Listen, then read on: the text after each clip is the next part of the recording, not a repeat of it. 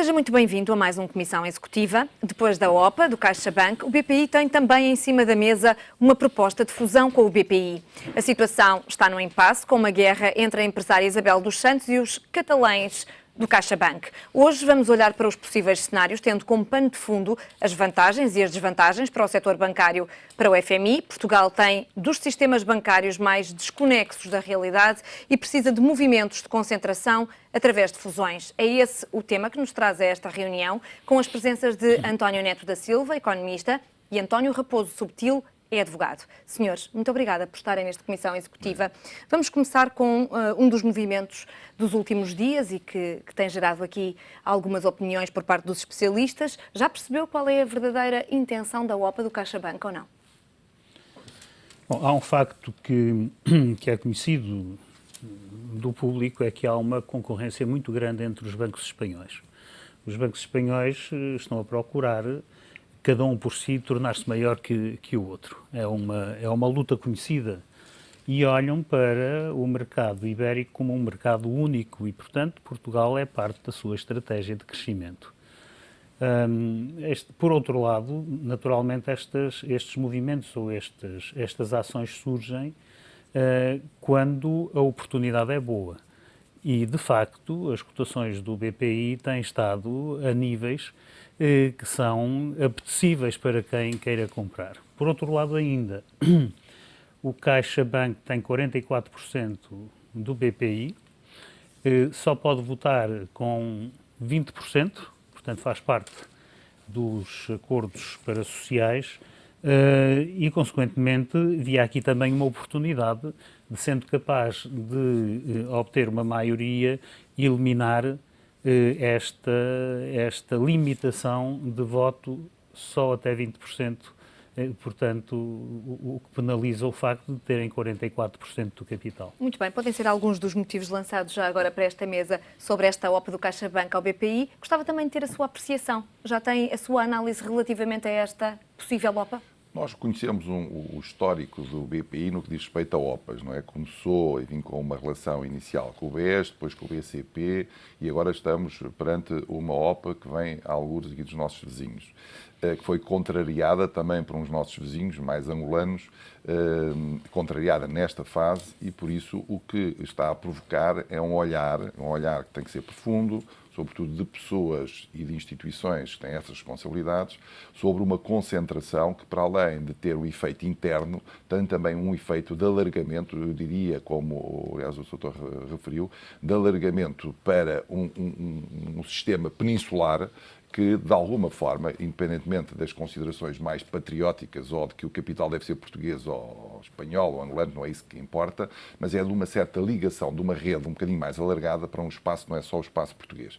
Pode ter vantagens no que diz respeito a algum aproveitamento de recursos, mas terá seguramente numa fase de ajustamento as desvantagens do aumento, porventura, do desemprego e de uma certa desertificação do interior, onde tínhamos agências bancárias e podemos deixar de ter, pela razão de que deixa de ser interessante essa localização desses pontos de apoio das instituições na captação de poupanças e também nos financiamentos, enfim, e nos mecanismos financeiros que os bancos dão às populações. Mas parece-lhe que é verdade este argumento aqui lançado pelo António, precisamente sobre o facto de a banca espanhola ser muito concorrencial e então estar a procurar aqui, de certa forma, um parceiro para engrandecer o CaixaBank, o dono do La Caixa.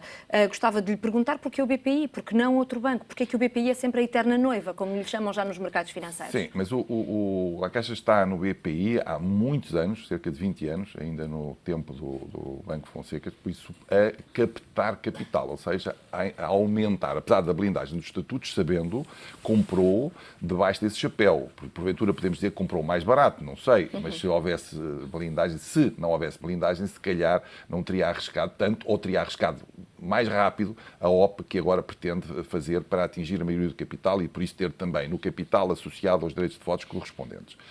É uma estratégia, naturalmente, de entidades muito credíveis, de entidades que têm um grande peso e de entidades que conhecem a legislação. Por isso esta legislação que está também há muito tempo para mudar, começou em 2012 uma iniciativa e até um alerta que a CMVM colocou no mercado de que o poder político devia apreciar a questão da blindagem dos estatutos, sobretudo perante um movimento de OPAs, ainda que não hostis, mas que pretendessem aumentar a percentagem de capital e passar a ser maioritários em bancos.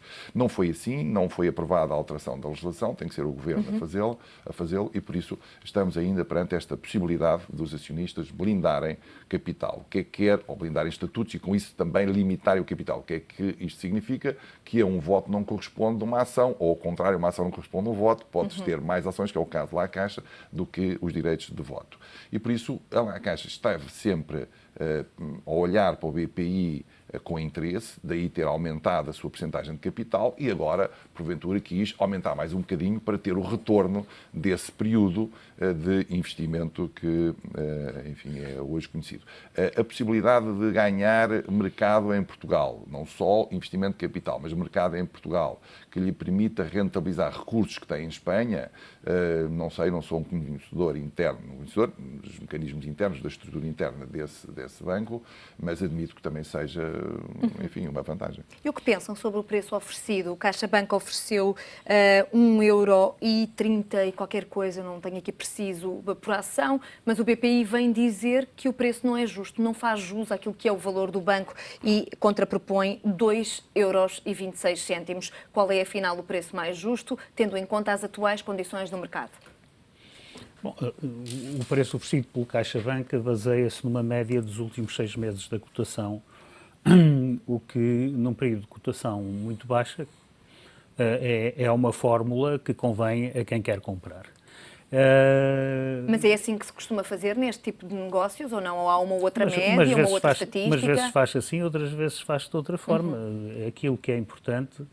Eu acho que as coisas valem, aliás, o Stock da Cunha dizia isso esta semana sobre o novo banco, as coisas valem aquilo que oferecem por elas. Quer dizer, e das duas uma, ou o proprietário quer vender e o preço materializa-se e, portanto, aquele é o valor, ou não quer vender e, obviamente, há que ajustar o preço para, eventualmente, a transação se fazer, ou não se reajusta e a transação não se faz. Mas, neste caso, o que é que pode acontecer? Pode haver aqui um reajustamento, porque o BPI não fechou portas à OPA lançada. Pois, embora... Fez foi uma contraproposta de preço. O BPI não fechou as portas, o Conselho de Administração tomou uma decisão, falou num determinado preço que é cerca de 70% acima daquilo que foi a oferta. Portanto, tendo em conta não apenas a operação interna como a operação internacional e ainda a partilha das sinergias a 50%, 50%, mas temos aqui um problema, é que o CaixaBank não consegue comprar o BPI se os interesses de Isabel dos Santos não estiverem de acordo.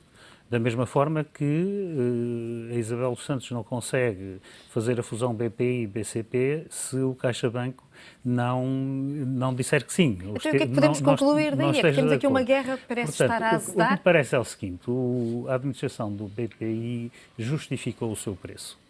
Não fez uma média das cotações de mercado num período em que o mercado está deprimido, fez um cálculo tendo em conta o valor da operação interna, o valor da operação internacional e a partilha a 50% das sinergias que o próprio CaixaBank admitiu que iria ter com esta OPA. Portanto, das duas, uma, o CaixaBank manteve a sua posição, disse que não oferece mais do que aquilo que já tinha oferecido, mas o que vai acontecer tem que resultar de um entendimento, pelo menos, entre a Isabel dos Santos e a CaixaBank. António Raposo Subtil, concorda? Efetivamente, estes dois acionistas que têm estado aqui numa luta cada vez mais espicaçada, estão condenados a entender-se? Eu penso que ainda não está espicaçada, pelo menos naquilo que a opinião pública tem conhecimento. O que há é uma presa que está um bocadinho moribunda, está sequestrada pelo Estado português quando fez a resolução do Banco Bom e do Banco Mau, dito BES, que agora deixou essa entidade um bocadinho aos apetites de muitos outros interessados, que não só a CaixaBank, não só o BPI que já demonstrou interesse, porventura também numa certa relação ao BCP, se tiver apoio de um outro banco com uma concentração maior, e veja que a deslocação de interesses financeiros substanciais, e tivemos antes também uma operação com a PT, que não se concretizou por parte do grupo de Isabel dos Santos, de forma clara, de forma muito transparente, eu diria de uma lealdade de investimento, mas julgo eu, e com suporte ético inquestionável, como o fez agora também, porque anunciou que não só não estaria interessada nesta fase em deixar correr a OPA do CaixaBank, como também deu uma alternativa que é a concentração de 2 bancos, porventura para uma posição mais avançada de tomar também o novo banco. Mas isso ficou claro numa pequena carta, mas que é uma carta que se calhar poderia não ter sido escrita e poderia ter havido movimentos de bastidores. Acho que é bom para o Estado português reconhecer que investimento de capital, neste caso angolano, foi feito em Portugal, deixando, digamos assim, as coisas muito em cima da mesa, porque de outra maneira, quem é que perdia? Perdia o Estado, perdíamos todos nós, por causa que o BES, o novo banco, está à nossa guarda. Tudo o que desvalorizar nessa instituição, somos nós que pagamos. E por isso a questão foi apresentada, eu diria, com uma dimensão ética apreciável. E está de parabéns o grupo de Isabel dos Santos quando se apresenta a dar conhecimento público de que se não houver esta ligação entre o BPI e o BCP, que se calhar não se conseguem fazer mais coisas. E a CaixaBank já veio dizer também que se não conseguir resolver o problema no BPI, já não está interessada em que o BPI tome posição no novo banco. Por isso, também está já a ver, e portanto estamos a chegar aqui a um extremar de posições que é muito complicado. Que solução vai haver para o BPI se estes 2 acionistas continuarem a tomar estas decisões? O problema não é a solução para o BPI. Já que precisam um do outro para tomar qualquer decisão. A solução não é, o problema não é a solução do BPI. Qual o que é que vai acontecer ao novo banco? Acha que a presa é sempre a presa? É a presa. Está ferida, tem um pagador de substituição, que são os contribuintes portugueses, os bancos, no fundo de resolução, os bancos, e antes dos bancos, por via também da Caixa Geral de Depósitos, todos os contribuintes, nós não tivemos que patrocinar diretamente, nós contribuintes. E essa é a questão perigosa mesmo para o resto da banca. Claro. A questão do fundo de resolução. Claro, se porventura a operação sobre o novo banco não vai aos níveis do capital que lá está colocado, do capital que está lá colocado, cria aqui um problema muito grave para a banca em geral. Não há nenhum banco que fique isento disso. Acha que não pode haver depois encontrar aqui um certo mecanismo que possa ultrapassar essas perdas para a banca? Nós temos aqui, para além desta análise corretíssima, que nós não sabemos ainda, mas há uma coisa que nós sabemos, é que abaixo da linha, que é a linha da colocação de capital, nós pagamos, nós quem? Nós os bancos e nós, cidadãos por via da Caixa, que é a nossa, que é capital público, pagaremos também.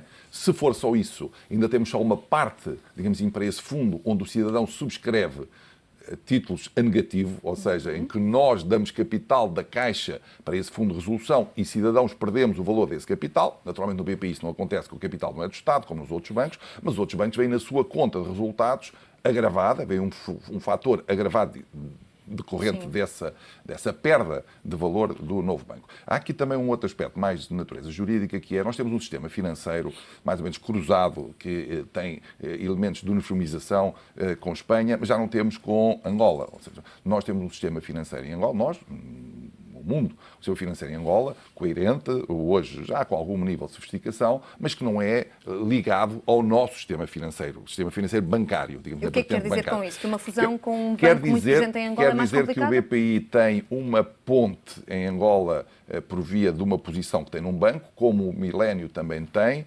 e a CaixaBank não tem.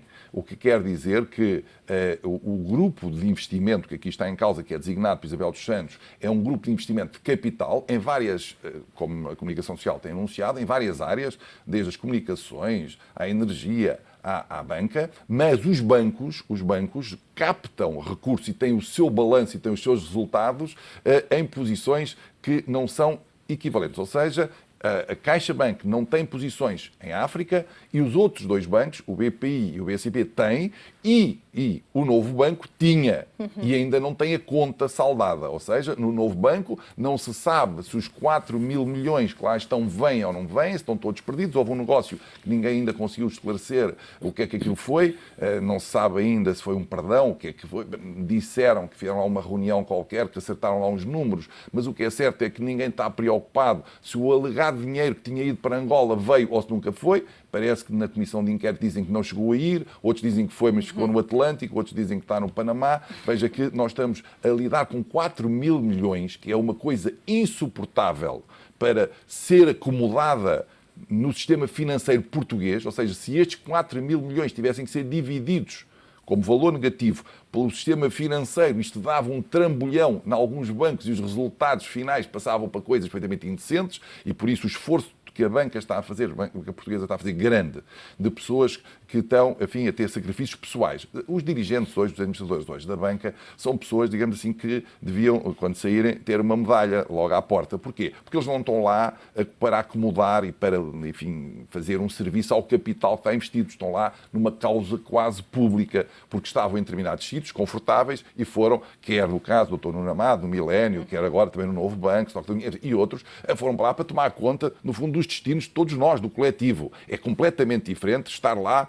ao serviço profissional, e isso é normal, profissional do capital. Não, eles foram lá para tomar conta de uma coisa que estava desencalhada, que estava à deriva. E por isso, qualquer resultado negativo que caia naquelas instituições tem impacto ao nível de quê? Ao nível da extinção dos postos de trabalho, ao nível enfim, do fecho de sucursais, ao nível da penalização do próprio negócio para as empresas, menos financiamento, e é isso que nós temos que nos preocupar. Eu já queria consigo e com o António analisar também os 6 pontos da Carta de Isabel dos Santos relativamente à contraproposta que apresentou. Por agora gostava que me dissesse se esta contraproposta, na sua opinião, é mesmo para levar a sério. Há pessoas no mercado que dizem que não e que serve apenas para dizer ao CaixaBank que aquilo que eles oferecem é muito pouco.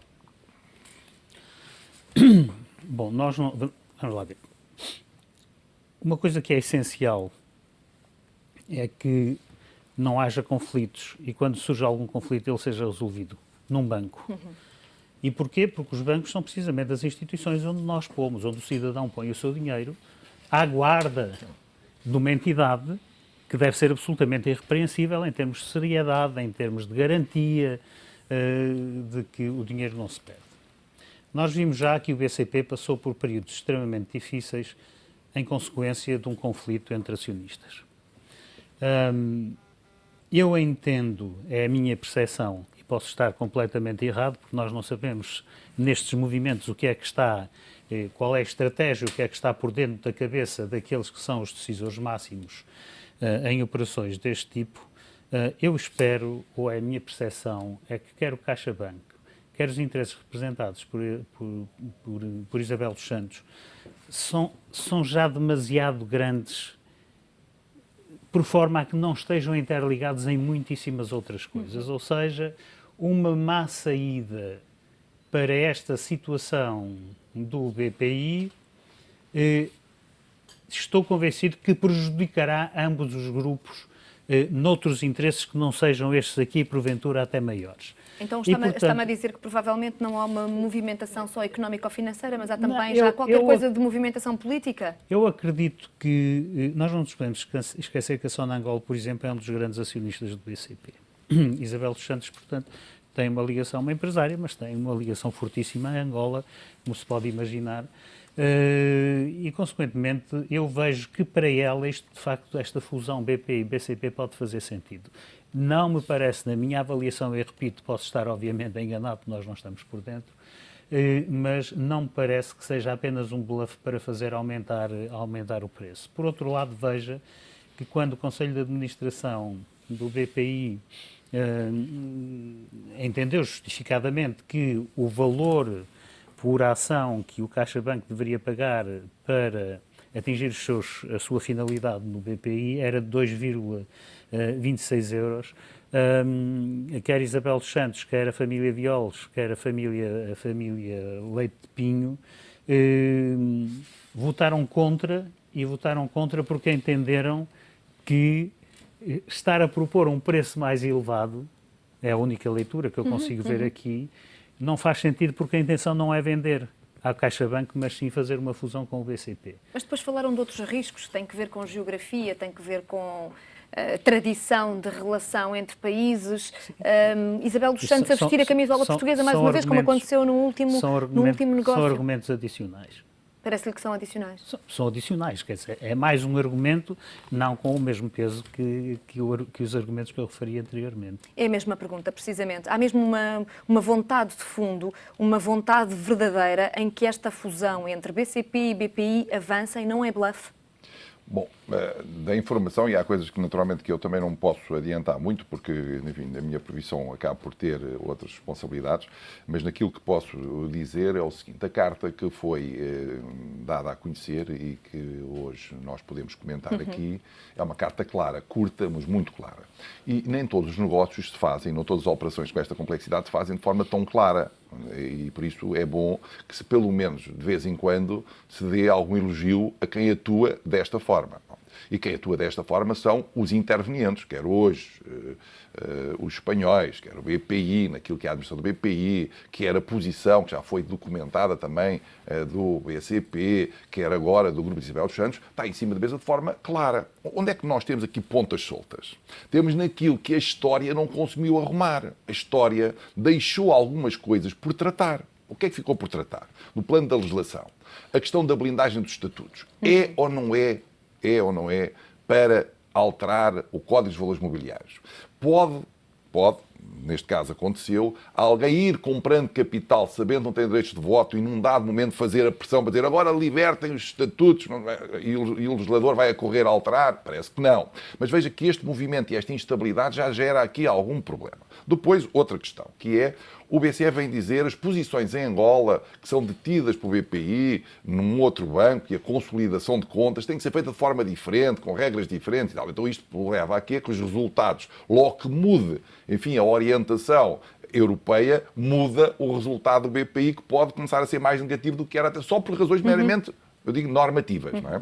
De instruções vinculativas e de organização interna dos bancos no espaço europeu. Isto tem algumas implicações, porque nós sabemos que isso pode realmente provocar efeitos na valorização das ações, aliás, que tinha acontecido recentemente, perda de valor dessas mesmas ações. Que tem a ver com o quê? Com a incapacidade de articular, de uniformizar posições portuguesas com posições angolanas. Depois, no novo banco, que quer não, a razão desta OPA dos espanhóis relativamente ao BPI foi agora. Mas antes disso o BPI tinha demonstrado interesse, por isso está, enfim, já na shortlist para comprar, ou pelo menos com a intenção de compra do novo banco. Nós, no novo banco, ainda temos algumas coisas para resolver com Angola, por via da ligação que tinha ao BESA, que era o banco correspondente em Angola, por via de dinheiros que circularam ou não, que não está ainda resolvido. E em cima disso... Essas são as pontas soltas. Não, essas pontas soltas valem muito dinheiro.